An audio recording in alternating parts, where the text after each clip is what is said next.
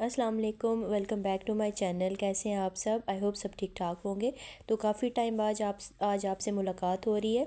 आज के इस व्लॉग में मैं आपके साथ वीकली मेन्यू प्लान शेयर करूंगी, जिससे एटलीस्ट एक हफ़्ते के लिए जो है ना आपकी टेंशन्स ख़त्म हो जाएंगी कि आज हमने क्या पकाना है। तो यहाँ पे मैं बॉईल कर रही थी चने। चाट वगैरह के लिए ज़रूरत पड़ सकते हैं, या कोई भी आपने डिश बनानी हो, दही बल्ले वगैरह, तो उसके लिए। तो ये रात को मैंने भिगो दिए थे और अब मैंने इनको बॉईल कर लिया है। तकरीबन एक केजी के करीब चने थे मेरे पास, जो मैंने इस तरह बॉईल करके इनको मैंने फ्रीज़ कर लिया। ठीक है, अब बारी आती है इस वीक में जो जो मैंने दालें बनानी है, मैं सिर्फ वही बॉईल करूँगी। अब दूसरी दाल जो मैंने बॉईल करके रखी है वो है चने की दाल। वैसे ये होती तो आसान है, बंदा फ़ौरी प्रेशर कुकर में डाल के बना लेता है, लेकिन अगर ये बॉईल पड़ी हो तो फिर आपके लिए बिल्कुल भी मुश्किल नहीं होती है। बस आप फ्रीज़र से निकालें और ग्रेवी भी आपके पास रेडी होती है, तो बस आपने इसको सिर्फ मिक्स करना होता है। तो यहाँ पे तकरीबन 1 केजी के करीब मैंने दाल बॉईल कर ली। उसको मैंने 2 डिफरेंट कंटेनर्स में मैंने डाल के इसको फ्रीज़ कर लिया। मेरे पास ये आइसक्रीम के बॉक्स पड़े होते हैं, मैं इनको यूटिलाइज़ कर लेती हूँ। कोई भी चीज़ मैंने अगर फ्रीज़ करनी हो तो मैं इन्हीं में डाल के जो है फ्रीज़ कर लेती हूँ। अलग से मैं कोई कंटेनर नहीं बाय करती। तो बस ये आप देखें कि 2 कंटेनर्स मेरे चने की दाल के बॉयल हो चुके थे और एक कंटेनर मैंने चनों का फ्रीज़ कर लिया था। ठीक है, अब पूरा हफ़्ता जब भी मैंने दाल बनानी होगी तो मैं वो यूज़ करूँगी। अब तीसरा आइटम जो मैं बना के रखने वाली हूँ वो है जी शामी कबाब। तो वैसे भी अमूमन मैं ये बना के फ्रीज़ कर लेती हूँ, लेकिन जब ये बने हो फ्रीज़र में पड़े हों तो आधी टेंशन ख़त्म हो जाती है। जब कुछ भी अवेलेबल ना हो या कोई अचानक से मेहमान आ जाएं तो आपके पास ये ऑलरेडी बने हुए पड़े होते हैं, तो बस आप इनको फ़ौरन बना के सर्व कर सकते हैं। तो ये मेरा ये तरीका है। मोस्टली डिफरेंट तरीक़ों से आप लोग बनाते होंगे, लेकिन बस मेरा ये तरीका है। मैं इसमें प्याज, लहसुन, खड़े मसाले जितने भी होते हैं, चिकन दाल के साथ डाल के मैं उसको प्रेशर कुकर मैं रख देती हूँ। तकरीबन मैं 25 मिनट्स के लिए प्रेशर देती हूँ, क्योंकि मैंने दाल को ऑलरेडी भिगोया हुआ होता है। थोड़ा सा जब पानी रह जाता है इतना, तो उसमें से मैं जितने भी मसाले हैं वो भी निकाल लेती हूँ, और जितनी भी हड्डियाँ होती हैं वो भी मैं निकाल के साइड पे कर लेती हूँ। फिर बाकी का पानी खुश कर लेती हूँ। तो ये आप देखें कि इस कंसिस्टेंसी तक मैंने इसको अच्छी तरह से, इसके पानी को मैंने ड्राई कर लिया। अब मैं इसको ठंडा करूँगी। ठंडा करने के बाद मैं इसको जो है पीस लूँगी और कबाब बना के मैं फ्रीज़ कर लूँगी। अच्छा, यहाँ पे आप देखें, पहले तो मैंने कोशिश की कि मैं इसको इस तरह मैश करूँ, लेकिन इसमें इतना ज़्यादा टाइम लग रहा था। फिर मैंने कहा कि चलें, अभी जो मैंने बनाने, अभी मैं आपको बना के बताऊँगी कि कितने मज़े के रेशेदार किस्म के कबाब रेडी हुए हैं। तो इसमें वैसे टाइम बहुत लगता है, लेकिन टेस्ट जो होता है शामी कबाब का वो इसी तरह आता है सामने। तो यहाँ पे थोड़े से कबाब जो उस टाइम पे मैंने बनाने थे वो मैं बना रही हूँ अभी। अंडा वैसे मोस्टली मैं बीच में डाल देती हूँ, लेकिन अभी ये फ़ौरी फ़ौरी जो बनाने थे उसके लिए मैंने अंडा ऊपर ही लगा लिया था। तकरीबन अगर आप बीच में अंडा डालें तो फिर आपको ऊपर अंडा लगाने की ज़रूरत नहीं पड़ती। तो यहाँ पे तकरीबन 4 से 5 अदद कबाब जो है मैंने उसी वक्त फ्राई कर लिए थे, कि ज़रा पता भी चल जाता है कि नमक की क्वांटिटी, कोई मसाले कम या ज़्यादा करने हो तो वैसे मेरे घर में जो कबाब जो मैं बनाती हूँ वो हार्डली जो है हफ़्ता या 1.5 हफ़्ता चलते हैं।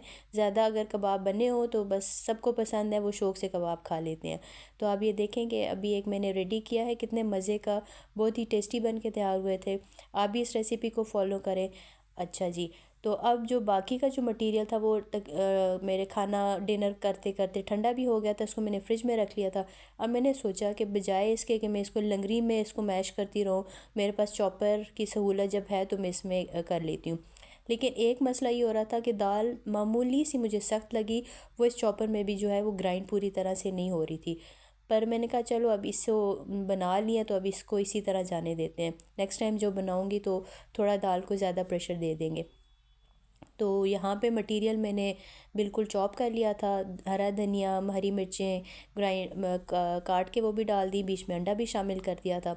एक अंडा मैंने डाला था, लेकिन वो जब मैं इनको बाद में फ्राई करने लगी तो मुझे लगा कि अंडा ऊपर लगाने की भी ज़रूरत पड़ेगी, तो इसलिए कुछ मैं गलती ये हुई कि मैं तकरीबन 2 अंडे इसमें मैंने ऐड करने थे।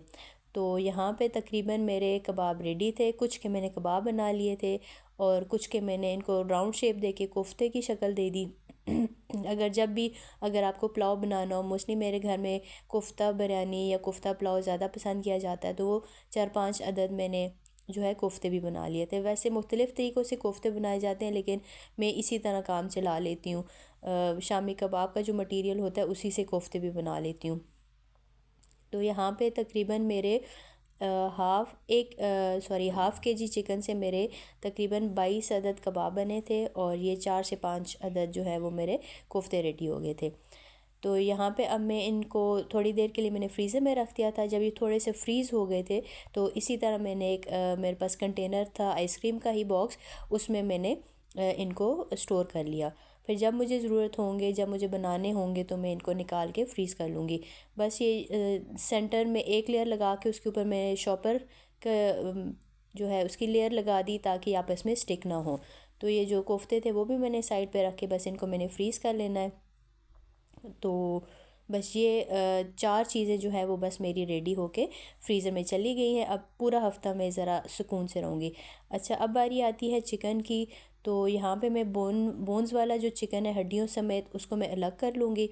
ठीक है, वो मुझे अगर कोई सालन बनाना हो, यखनी वगैरह या कुछ भी इस तरह, तो मैं उसको यूटिलाइज़ कर सकती हूँ। ठीक है, तो बोनलेस जो चिकन था उसको मैंने सेपरेट कर लिया, हड्डियों वाले को मैंने अलग कर लिया। इसको भी जो है मैं वॉश करके पैकेट्स बना के जो है मैं वो फ्रीज़ कर लूँगी। अच्छा, अब ये जो विदाउट बोनलेस चिकन था उसके मैं छोटे छोटे क्यूब्स में काट लूँगी। उसका मुझे जो भी रेसिपी बनानी होगी, जैसे मैं अपने चैनल के लिए कोई रेसिपी रिकॉर्ड करनी है, या घर में कोई ऐसी बनानी है, जैसे चिकन हांडी बनानी है या स्पेगेटीज़ बनानी है, तो इस बोनलेस चिकन को जो है वो मैं मैरिनेट कर लेती हूँ। और जब भी मुझे ज़रूरत हो तो मैं इसको निकाल के वो बना लेती हूँ। इससे बहुत ही आसानी हो जाती है। आपके पास चीज़ अगर रेडीमेड पड़ी हो फ्रीज़र में, बस आपने सिर्फ निकाल के उसको बनाना ही होता है। तो ये कुछ बेसिक से स्पाइसेस मैं आपको बता रही हूँ, आप देख भी रहे होंगे वीडियो में। बस ये इसके ऊपर मैं लगा के इसको जो है मैरिनेट करके फ्रीज़ कर लेती हूँ।